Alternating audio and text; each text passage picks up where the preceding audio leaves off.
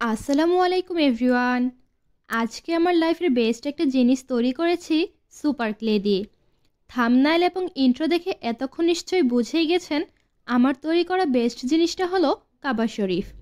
Black colour ও yellow colour clay নিয়েছি, সেই সাথে একটা পন্ডস ক্রিমের কভার নিয়েছি এবং গাম টেপ সেট করে দিয়েছি কভারের ওপেন সাইডে।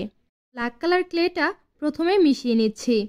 সুপার ক্লে দিয়ে কাজ করার সময় প্রতিটা কালার ইউজ করা হলেও কিন্তু ব্ল্যাক কালার ক্লেটা ইউজ করা হয় না। তাই অনেক দিন থেকে ভাবছিলাম আমার লাইফের বেস্ট একটা জিনিস মেক করব ব্ল্যাক কালার ক্লে দিয়ে।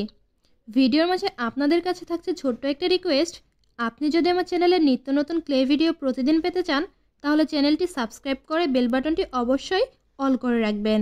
সো আমি ব্ল্যাক কালার ক্লে দিয়ে কভারটা চতুর্পাশে সেট করে দিচ্ছিলাম। এত সুন্দর একটা কাবা তৈরি করা যে এতটা সহজ ছিল তা আমি ভাবতে পারিনি, আর একদম অল্প সময়ে বানিয়ে নিয়েছি। কাবা ঘরটা হয়তো বা সুপার ক্লে দিয়ে তৈরি, কিন্তু এটার মূল্য কিন্তু অপরিসীম, সেটা একজন মুসলিম ব্যক্তিই জানেন। ব্ল্যাক কালার ক্লে কাজ কমপ্লিট হলে আমি ইয়েলো কালার ব্যবহার করব। তবে আজকের কাবা তৈরির জন্য আমি কিন্তু খুবই এক্সাইটেড ছিলাম। আজ পর্যন্ত সুপার ক্লে দিয়ে আপনারা কে কী তৈরি করেছেন তা কমেন্টে জানাবেন। আপনারা কি কখনো কাবা তৈরি করেছেন বা করবেন ভাবছেন? তাদের খুব দেখতে ইচ্ছে করছে। ফাইনালি আমি কথা বলতে বলতে কাবার মাঝে যে গোল্ড ডিজাইন থাকে সেটা ইয়েলো কালার দিয়ে কভার করে নিচ্ছি।